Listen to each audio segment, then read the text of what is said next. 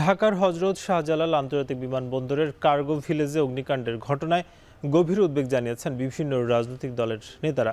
শনিবার রাতে সামাজিক যোগাযোগ মাধ্যম ফেসবুকে এক পোস্টে তারেক রহমান বলেন, জাতীয় স্থাপনায় এমন অগ্নিকাণ্ড জাতির জন্য গভীর উদ্বেগের বিষয়। তিনি ঘটনার পূর্ণাঙ্গ এবং স্বচ্ছ তদন্তের আহ্বান জানান। অপরদিকে জামায়াত ইসলামীর আমির ডক্টর শফিকুর রহমানও সাম্প্রতিক অগ্নিকাণ্ডগুলোকে সন্দেহজনক বলে মন্তব্য করেন এবং ষড়যন্ত্রের কোনো ইঙ্গিত আছে কিনা তা খতিয়ে দেখার আহ্বান জানান।